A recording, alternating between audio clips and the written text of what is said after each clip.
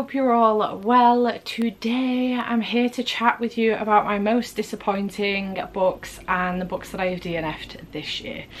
I don't think I did this one last year because I wasn't in a good mental health space to be doing negative videos. I do struggle with negative videos if my mental health is a little bit all over the place, and last year I think it was. I am feeling a little bit better this year, so yay for that. But also I have quite a few disappointing reads and DNFs this year, so I thought we could go through them, and I thought we would just do them in the same video because a lot of the DNFs were disappointing for me. So I thought we could do them all in this video. This will be a mix-up. I won't be doing like most disappointing and then DNFs, on the basis that quite a few of the books that I've DNF'd were disappointing. So I will just mix them up and let you know whether or not I DNF them, and that will be how this goes. So the first book was probably my most disappointing DNF of the year, and I'm really gutted about it because I have previously loved a series from this author. I do have another of this author's books, and I'm a little bit anxious about getting to it because it's not my usual writing style that I would go for. That book is Babel by R.F. Kuang. I am so devastated about this situation, I'm not gonna lie. It still breaks my heart. This is the Fairy Loot edition. I did have the Illumicrate edition, I have now sold that on. But I do still have this edition. I am gonna sell this one on as well, but I am gutted about this. This book is mostly about translation. It's a dark academia book that is about translation and magic and things like that. I don't know the full ins and outs of it, but it's set in Oxford in 1836. The city of dreaming spires. It is the centre of all knowledge and progress in the world, and at its heart is Babel, Oxford University's prestigious Royal Institute of Translation, the tower from which all the power of the empire flows. Orphaned in Canton and brought to England by a mysterious guardian, Robin Swift thought Babel a paradise until it became a prison. But can a student stand against an empire? I struggled with this massively. I think I might have made it around, I don't even know if I made it the 200 page mark, maybe 150 pages in, maybe 100 pages, I can't even remember. And it started off well. It did start off well, and I was trying so hard to get through this, but I was really struggling. For me, I know it's not the same for everybody else, but for me this book reads like a textbook about translation, and I have no interest in that. I'm not gonna lie. There were footnotes in this that I really struggled with. They were very technical. I don't know if it's just that I am not clever enough for this book, or my lack of interest is the reason why I struggled with this book. But the footnotes were very intricate and very detailed, and there's a lot of words in this book, you know. Half the time I didn't understand anything, and I was interested in Robin's story but not interested enough to continue and to find out what actually happened. And I just really struggled with this. It felt like a textbook, and I was heartbroken because I loved the Poppy War trilogy by R.F. Kuang. Loved that series, it was fantastic. But this I really struggled with, and I was highly anticipating this as well. It was one of my most anticipated reads of the year. So it is incredibly disappointing to me that I didn't like it, and I ended up DNFing it. But yeah, I'm just really sad about this one, and I know it's a mixed bag between people that feel the same way as I did and people that absolutely loved it, and I know more people loved it than didn't. I'm fairly certain that's the case anyway. But for me, this just wasn't a hit. It didn't do anything for me other than make me incredibly confused and feel stupid. And I don't read fiction books to feel stupid. I read fiction books to escape reality, and this just didn't do that for me. All it did was make me feel more stupid than I sometimes do on the regular. So it made me feel really fucking dumb, and that's not what I've come here for. I wasn't having a good time, I wasn't enjoying myself, I didn't care. So I ended up DNFing this one. Rebecca, I am so sorry. It's beautiful though. It is beautiful. But yeah, if that is your kind of thing, you're into translation, you're into something that feels a little bit like a textbook and it's very wordy and stuff, you will love this. You will absolutely love it. I 100% would recommend it to certain people, just not me. Next, we do have The Daughter of Dr Maro by Sylvia Moreno Garcia. This broke my heart because this book is stunning, and I was so excited about it. Now, I have read Mexican Gothic, Gods of Shade and Shadow, and Certain Dark Things by Silvia Moreno Garcia, and really enjoyed them. Jade actually thought I wasn't going to like Mexican Gothic, but I really enjoyed it. I gave it 4 stars. Mexican Gothic came after this one as well. However, Jade had read this one and was pretty convinced I wasn't going to like it. She didn't say anything until after I messaged her and went, is it just me? Or is this writing style very different to what she usually does and is very lyrical and very flowery? And she was like, yep, I knew you were going to DNF it. So for me, it's the writing style in this. I am gutted, absolutely gutted, because the premise of this sounds fascinating and I'm gutted.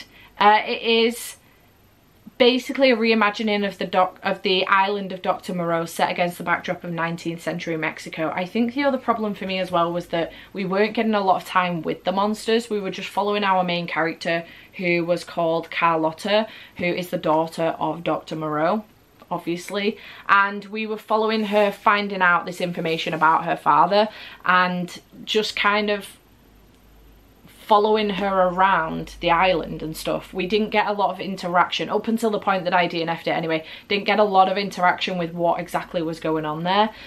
So yeah, I don't know, just wasn't working for me. The writing style was not to my taste, unfortunately, but I am gutted about it because this book is so beautiful and now I have to get rid of it. I don't have to, but there's no point keeping a book on my shelves that I didn't finish and I'm never gonna finish, you know. Next, we do have a book that I did finish, and it is Empty Smiles by Catherine Arden. Now listen, I still gave this book 3 stars. However, I love this series. This series is a Small Spaces quartet. It's a middle grade and it's following a couple of kids who, well, 3 kids who go on a school trip in the first one, and they're basically being stalked and terrorized a little bit by a scarecrow. Now, this continues throughout the series. It is a middle grade horror. It continues throughout the series, and in this one we have clowns. I hate clowns. They're one of my biggest fears alongside spiders and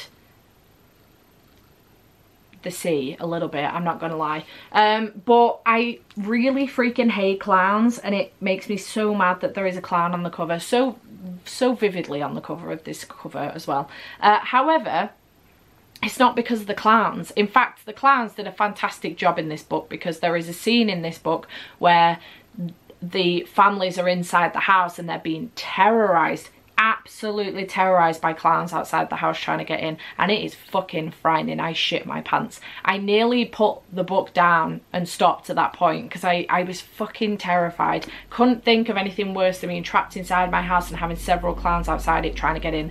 That would scare the shit out of me. I know they're just people with my son, but it just doesn't matter. It does not matter.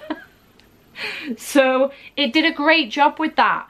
Loved that. The atmosphere was really good. Loved the writing. I loved the characters. You know what pissed me off and upset me about this, with it being the final in the series? The ending was a chapter long. 1 chapter was the end. The whole thing was resolved in 1 chapter. This book could have been 50 pages longer with a really drawn out ending, and it would have been perfect. Absolutely perfect. 1 chapter, we were done and dusted, and I'm really sad about it. The whole thing was wrapped up in a chapter, and that's all we got from the characters to wrap the series up. I'm really sad about it, and it really disappointed me, and I think Catherine Arden could have done a much better job with that ending. I just feel like she got to a point with this book where she was finished with this series and she was just done with it, and she did a really good job for most of the book, and then towards the end I just feel like she went, right, I need to wrap this up now, I've had enough, I've got a time crunch with another book, and just did it in 1 chapter, and it made me really sad. I know Jade has had similar feelings with me on this about the last chapter, and I think some other people have as well, and it just really made me sad. Overall, the book was outstanding, the atmosphere incredible. I seriously was terrified, absolutely terrified, and I had to read this in the day after that scene because I couldn't do it anymore in the dark, but would have been outstanding. Probably, I actually think that this would have been the most terrifying out of all of them. In fact, it was the most terrifying out of all of them, but probably would have got the highest score had the ending been better. I'm not gonna lie, which is a real shame, you know? Another one that I did finish, The Paulbearers Club by Paul Tremblay.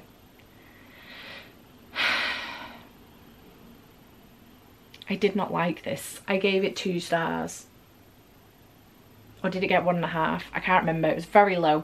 I never give out 1 to 2 star ratings because I DNF. I am an active DNFer, so it's very rare I give out a 1 or 2 star rating.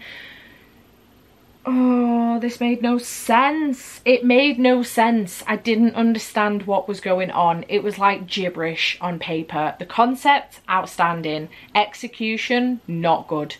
Not good. This was supposed to be a cleverly voiced psychological thriller about an unforgettable and unsettling friendship with blood-chilling twists, crackling wit and thrumping pulse in its veins from the nationally best-selling author of Cabin at the End of the World and Survivor's Song. I read Cabin at the End of the World earlier on this year. Enjoyed that. It was good. So it's not Paul's writing. Well, it could be Paul's writing, but I just did not like this book. It was terrible. It did not give me blood-chilling twists in the slightest. I was not terrified. I felt nothing through all of this book other than pure fucking confusion. We're following Art Barber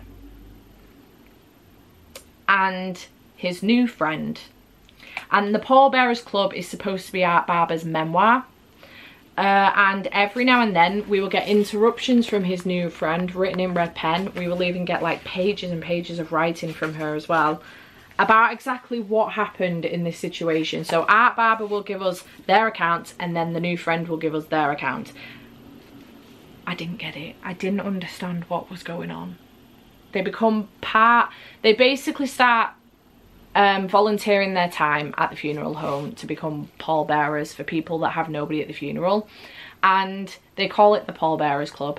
And then there is supposed to be like, I don't know, like a vampire or something in here. I didn't get it. I did not get it. It wasn't frightening. I didn't feel anything. I didn't care. It made no sense, and it made me really angry because I just didn't get it. And I know some people have loved this book. I got the recommendation from Kayla from Books and Lala and she loved it. But I think this is probably her type of weird and not mine, and that's why she loved it, because this was weird. I didn't get it. I was really disappointed as well because I paid extra for this version of it because this was really pretty compared to the UK version. And now I'm mad. Next, this was probably up there with Babel as my most disappointing read of the year, because I have an entire support group based around the title of this book. So it breaks my heart. First of all, I probably should have already read it by the point that I made that decision. But second of all, it breaks my heart now that I didn't even like the book. I DNF'd it. It is the Final Girl Support Group by Grady Hendrix. I have read quite a bit from Grady Hendrix, and I had a little bit of a disappointment with was it with Grady Hendrix last year, or was that Riley Sager? Oh, I can't remember if it was Riley Sager or Grady Hendrix. I have a reasonable track record with Grady Hendrix, I'm not gonna lie. So this has really, really broken my heart because I have the Final Book Support Group, which, you know, the title of this book is the Final Girl Support Group. And I'm just so fucking gutted. Gav sent me this version, which is the Waterstones edition with the sprayed edges and signed. So he sent me this one because he was like, listen, you've got Final Book Support Group, you should have this edition of it. And also because he was getting rid of it anyway. So he sent me this one. I got rid of my normal copy and I finally come around to reading it, and I didn't like it. I did not like it. We're following a support group for final girls, which is obviously like therapy for girls that have ended up being the final girls from a massacre. And I thought that this would be like a really good, they come together because there is another killer on the loose and he's trying to finish off the final girls and all of that good stuff. And I think essentially that's what's happening. But it was taking fucking ages to get to that point. I understand you need to build the story up, but I was bored with the therapy and the main character that we're following as well, Lynette. She's a final girl, she's gone through some trauma and she has struggles. I understand that. She's got PTSD, she's in this therapy group, she's probably got depression in her, she's definitely got a lot of anxiety, she's now completely fucking paranoid, and I totally understand that. But the way that she was portrayed in this just made her look weak, insignificant, just fucking paranoid about everything. She couldn't go to the supermarket or walk down the street or even leave her house without thinking someone was following her, even before she knew that some of the other final girls had started being popped off. She was unbelievably paranoid. Now, I'm not a final girl, so I don't know how this feels. I don't know if that is how you would feel, but I found her insufferable because of this, and I couldn't continue with it. I didn't care for her, I didn't feel sorry for her, and I think I don't know how this continues. I don't know whether we get to a point where she has a complete turnaround and she becomes this really strong main lead, and you know, she takes final girl by the balls and she fucking sorts it out. Do you know what I mean? I don't know if it turns around to that, but she just seemed pathetic and weak, and I just couldn't deal with it. I was like, no. I look at the likes of like Sydney Prescott in the Scream franchise, right? She is the final girl in the first movie. In the second movie, granted, she's a little bit more paranoid, but she's getting on with her life, she's carrying on with it. It happens again. In the third movie, a little bit more paranoid, she's off grid a little bit. I don't know if that's the third movie or the fourth one. She's off grid a little bit, she's got a lot of locks on her home, she's getting on with her life. It happens again. And Sydney Prescott, honestly, like the rest of the movies then, especially like the final one, oh no, sorry, the fifth one, she wasn't in the sixth one, the fifth one, I think it was the fifth one or the sixth one, I think it was the fifth one. She, you know, she's got a family at this point, she's coming back, you know, she's come back for one last hurrah. I really hope she comes back in the next one. I love Sydney Prescott, you know, she's a strong female lead. I don't know if that would be the case for in real life for a final girl, or whether this would be more representative of that, but I just couldn't deal with it. It was insufferable and I could not cope with it. So I ended up DNFing it. I don't know if that's just a me thing, whether I just found her too insufferable and whether I'm being too mean on the fact that that's how she's feeling, or whether this was a general consensus across the board. Let me know if you've read this one and what you thought of Lynette and how she was portrayed in this book. I just feel like she should be portrayed a little bit more as like, okay, she's trying to get... I feel like I would have enjoyed it more. She was trying to get on with her life. Yes, she's going to therapy. Yes, she's got PTSD. She's a little bit more paranoid. She's got a couple more locks on her door. She does tend to, you know, carry like pepper spray in her bag or something, and she's a little bit more paranoid, but not to the point that she's checking every corner before she takes it, and she's making sure she knows where all the exits are when she goes in a shop, and she's got a extra door on her front door with it, this like a fucking gated area with an extra lock on it, so that when a person comes into her place she can open the front door with an extra gated area to protect her. Like, it just took it to the fucking extreme, and I just think it took it too far. I would have preferred Lynette getting on with her life, couple of extra locks, she's getting on with her life, and then the killings start happening. She becomes a bit more paranoid, she's starting to watch her back a little bit more, but she's fucking getting on with it, you know. She rallies the troops up in the final book support group and she nails the bastard to the wall. Give me that story, I'll read that. That's what I want. I want Scream in a book. That's what I want. I couldn't deal with it. I went on a really long rant there. I do apologise. Similarly, I actually was reading these for a final girl reading vlog that ended up getting scrapped because I read The Last Final Girl by Stephen Graham Jones, and ended up, I finished that one because it was shorter, but it got 1.5 stars. And I came to the conclusion that I don't actually like final girl books. I like books that get us to the point where there's a final girl. I like that. I don't like books about final girls because for some reason they are not written like I imagine they would be. I imagine Sydney Prescott, that's what I imagine. But instead I'm getting, especially from The Last Final Girl by Stephen Graham Jones, I'm getting whiny and dramatic and just, you know, I just couldn't fucking deal with it. Again, she was insufferable and I just couldn't cope. It was terrible, terrible, terrible book. and I just couldn't deal with either of those two books. So I came to the conclusion, I ended up scrapping that vlog because I was having a fucking awful time, and I came to the conclusion that I would not continue the vlog because I was just having such a bad time with the books. And I thought, if I'm having a terrible time reading these and that's coming across on camera, I wasn't even hate reading them. Like, if you hate read something, you are passionate. Oh. You are passionate about how much you dislike this book. You're going into it knowing you're going to be hate reading it. I pick up these books in the hope that I'm going to enjoy them, really dislike them, have a fucking terrible time with them, and then I'm just shitting on book after book. And I was like, I'm not continuing on with this. I clearly don't like the last girl trope. I like the lead up to the last girl. That's what I like. So I scrapped that vlog. But yeah, The Last Final Girl was another one by Stephen Graham Jones that let me down this year. Then we have Midnight is the Darkest Hour by Ashley Winstead. I was heartbroken about this. Absolutely devastated. I finished this, got 2 stars. I was fucking gutted. Absolutely gutted, because I've read In My Dreams I Hold Knife. I gave that 3 stars. It was fine.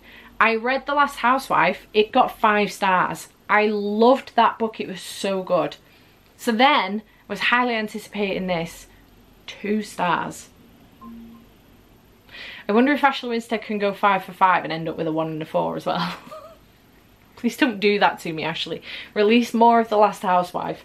This was not good. I didn't enjoy my time with this. This says it's for fans of Verity and A Flicker in the Dark.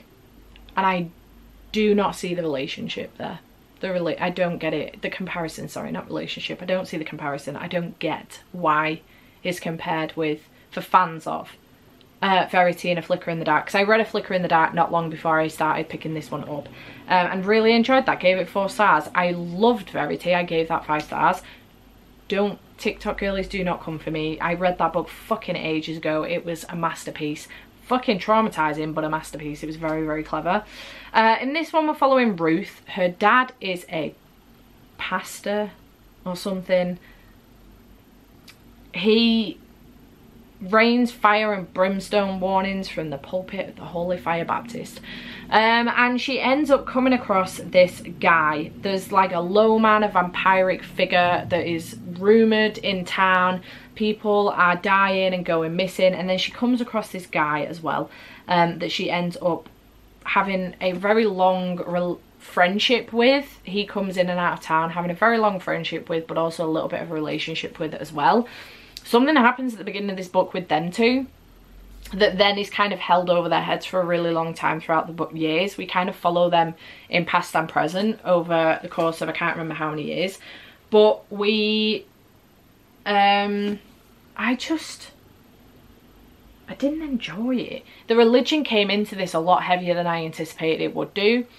There was felt like a really, on that basis with the religion, like a cultish side of things, which there was a little bit an element of that in The Last Housewife, but it wasn't done in a religious aspect. It was done differently. I don't think I like the cultish element in a religious aspect. A cult does not need to be, I don't think anyway, maybe I don't know the definition of a cult, but I just assume it's a group of people that believe in something, religious or not. But this cult was very much so a religious cult, and I don't know, I did not enjoy it. I didn't enjoy it. I didn't enjoy the story between Ruth and this mysterious man. I enjoyed the thing that happened at the beginning that kind of ran through the whole story, and the mystery side of that. I enjoyed that, but the rest of it did not enjoy. I did not have a good time with this. It was not good.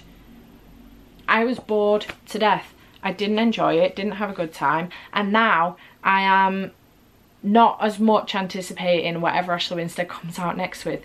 If it's going to be similar to The Last Housewife, I will pick it up 100%, but otherwise, these books are not cheap these days, you know. A hardback book is not cheap anymore. This, I don't know how much I paid for this, maybe 22 quid or something. But I didn't, words fail me. I didn't enjoy it. It was not good.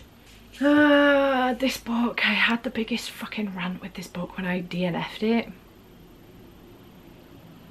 Because It was fucking terrible on every single front except for how it looks. And I'm gutted because it's a Fairy Loot book and it's fucking beautiful. This was the one. Yeah, this was the one. I got confused then because I've got another one on here with the word immortal in it and I can't remember which one was which. Shanghai Immortal by A.Y. Chow. Oh, this was so fucking bad. So bad. The problem is it's so fucking pretty. It's a Fairy Loot book. I'm so unsure who read this and went, that 100% needs to go in this book because it deserves a spot. In this box because it deserves a spot. First of all, this came in the Fairy Loot adult box. Not a fucking chance this book is adult. Not a fucking chance. Not on my life this is adult. Listen, you're in for buckle up because this is going to be a ride. I hated this book. Viscerally hated this book. Out of all of these books, this is the one I hated the most. In fact, I'm not sure I've ever hated a book more. This was so fucking terrible. So bad. So bad. We're following, supposedly, our main character who's half vampire, half fox spirit, all trouble. I read that and I was like, sign me the fuck up, I am here for it. Definitely. We're following Lady Ying. It's half vampire, half hewling fox spirit and all sasshole. I loved that. I was like, yes, sign me up. She's been pawned by her mother to the king of hell as a child. She is now just almost 100 years old. 100-year-old vampire. Right? Bear that in mind. Bear that in mind. There is a whole bunch of plotting going on that she overhears the King of Hell doing, and then she wants in on it. And she ends up meeting this guy, who I think is human, if I remember correctly. And I don't know if like a relationship was involved. This richly told adult fantasy debut teams with Chinese deities and demons cavorting in Jazz Age Shanghai. Okay. You ready? Adult fantasy debut, Jazz Age Shanghai. Bear that in mind. The words piss fart and turd were mentioned here so much in the 50 pages that I read, it's not even funny. I should have done a tally because that would have been funny. Piss fart and turd. This half vampire, half fox spirit, yep, is supposed to be nearly 100 years old, and she's using terms like turd and piss fart. There was others as well, and I just could not. You wouldn't even get those terms. Well, obviously not piss fart, because I think that's the only reason it's adult. Honestly, the word piss is in there, so they've gone, right, there's a swear word in there. I don't know if piss is a swear word in the US, but it is in the UK. There's a swear word in there. Let's stick an adult sticker on it. Fuck it. Similarly, the fucking king, his name is Big Wang. I'm not joking. I'm not joking. Big Wang. Big Wang. There is also Bullhead and Horsey. Was this book written by a 5-year-old? Because I think there's a high possibility it could have been. Maybe 12. Maybe 12, because the word piss is in there as well, isn't there? And Big Wang sounds more like a 12-year-old boy, 13-year-old boy. You know? A 13-year-old boy wrote this book and went, yeah, we're going to call the main characters Bullhead, Horsey and Big Wang. And our female main character is going to use words like piss, fart and turd all the time. In Jazz Age Shanghai. Absolutely fucking not. No, they're not. They're not using terms like that in Jazz Age Shanghai. Fuck off. That's not happening. This book made me so angry. How can a book be this bad and end up in a subscription box with such a beautiful cover and sprayed edges? I don't know who signed off on this, but they're wrong. No offence to the Fairy Loot team. I love you guys from the bottom of my heart. I truly do. But this, big mistake. Big mistake. It was fucking awful. Terrible. And I can't imagine it got any better. I do know that one of my patrons ended up reading this the same day I DNF'd it. She gave it, I think, 1.5 or 2 stars. She said it never got any better. It was fucking awful. So I'm glad I didn't continue on with it. This was my worst book of the year. Probably, actually, the worst book since I've been on YouTube. The worst book since I started reading. I don't think I've read anything worse than this, and I DNF'd it 50 pages in. It's fucking awful. do not pick this up. It's not for anybody, quite frankly, and I don't know how it's gotten as far as it did. Fucking terrible. Absolutely shocking. If it wasn't a special edition, I would throw it across the room. I'd put it in a dumpster. Am I American now? I'd put it in a bin and set fire to it. It's fucking awful. Another book that I did DNF very, very recently was Tomorrow and Tomorrow and Tomorrow by Gabrielle Zevin. I was picking this one up for 12 books from 12 friends. I can't remember who put this on my list. And I DNF'd it. This is following two young kids, who initially they're two young kids, who meet in a hospital gaming room in 1987. One of them is in for themselves, one of them is in visiting a sibling, and they end up bonding over games. Then 8 years later, they end up bumping into each other on a crowded train, getting in a conversation, meeting up for a coffee, and then discussing where they're at in life. And they end up making games together. I think that's essentially what's going on here. I can't remember how far I got with this. It wasn't too far. Again, maybe 50 pages, maybe 100. I can't remember. The gaming speaking here was too much for me, and I, again, felt dumb. And I don't go into a book to feel dumb. Not only that, but the friendship felt really fucking toxic. Really toxic. And I went on to Goodreads to have a look at some of the reviews, and a lot of people were saying that had finished the book that the friendship in this was so toxic, and I just was not here for that. So I ended up DNFing it. It wasn't for me, and that is that. That was a really quick one compared to Shanghai Immortal, wasn't it? Not only that, but final girl support group. And then the last one that I do have on here, again, was another DNF. It's the Other Immortal one. It's another Fairy Loot book, Immortal Longings by Chloe Gong. Honestly, I probably should have known better. Probably should have known better. I probably should have skipped this one. But I have DNF'd these Violent Delights by Chloe Gong before, so I should have known better with this one. This is supposed to be an Antony and Cleopatra retelling. Inspired by Shakespeare's Antony and Cleopatra, it's a fiery collision of power plays, spilled blood, and romance amidst a set of deadly games. This book made me feel incredibly uncomfortable. Essentially, we are following 3 different characters in this book. We're following Princess Calla, we're following Anton Macusa, and we are also following August, was the other one. August, Calla, and Anton. So Calla is the princess. Her uncle, the king, she wants to kill him for reasons. She just wants to kill him. She doesn't want to succeed the throne or anything. She wants to kill him. August is the king's son. He would like to succeed the throne. And then Anton is just a random guy who has someone in hospital. I never got to the bottom of that. But he's just a random guy. And in this world, there are tournaments, essentially, I think it happens every year or every few years or something, where people can join. And essentially, the tournament, think the Hunger Games, but instead of there being like a specific, like, domed out arena, the whole fucking city is the arena. Everyone's involved, the whole fucking city is the arena. Because the magic in this is that they can jump from body to body and they can control somebody else's body for a period of time. And the whole point of the tournament is that they all have to die, you have to kill everyone and be the last man standing. However, you're in somebody else's fucking body, so how do you know who's who? Not only that, but is there an innocent bystander that's going to get killed in all of this? Not one, but many, because you're jumping from body to body. So if somebody comes over, you're in somebody else's body and someone comes over and kills you, does the host die as well as you? Or is it just the host? Or is it just you? What the fuck happens? I never got to the bottom of that. I was too uncomfortable with the whole jumping from body to body. You do not have to ask permission. You do not have to, you know, you can just jump in. Do not pass go. Do not collect £200. You don't have to ask permission. Just jump in. I'm here. And for some fucking reason, all the people in this city are really excited about this tournament until all of a sudden they remember that their body could be overtaken at any fucking time. And we start off following August, jumping into like a 7-year-old girl's body to get to a meeting that's, you know, supposed to be undercover and shit.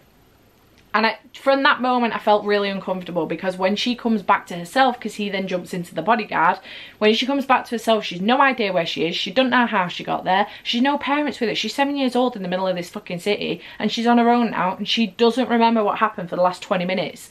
Poor girl. And I don't like it. It's uncomfortable. There is nothing okay with this. I didn't like it. It made me feel really uncomfortable, and honestly I didn't care for the story. So another fucking rant about an Immortal book, and maybe we should stop with the Immortal titles. But yeah, it's again sad because it's really, really pretty, but it is what it is. So that was really long. I do apologise, I went on many a rant there, but there's so many books that really fucking pissed me off this year. Shanghai Immortal was the worst book of all time. I don't know if I will ever find a book that tops that book. I literally, fucking awful, absolutely terrible. How it managed to get as far as it did, I will never know. But yeah, so that is all of the books. I'm really riled up now. Should have filmed this video as the last video for the day instead of the second. I'm really riled up. That fucking book, it gets me going, man. This is like the 3rd or 4th time I've had this rant. A couple of times I did it with my patrons, a couple of times on camera. Just fucking hated that book. It was so bad. Let me know in the comments down below if you agree with any of my comments on these, or even disagree. Don't like come for my throat, but if you disagree, let's have a conversation about it. I'm totally fine with doing that. But yeah, chat to me in the comments down below what has been a disappointing read for you this year. Whether it's a book that you had high hopes for and it just didn't live up to your expectations. Whether it's a book you had high hopes for and you ended up DNFing because it was really bad. Or whatever reason. Chat to me in the comments down below. I hope you have enjoyed this video and lots of rants. I don't usually do really ranty videos. I do have an idea of one that I could do, but I'm so anxious about doing it. So let me know if you enjoy a ranty video from me, because I'm sure I could find some stuff to rant about.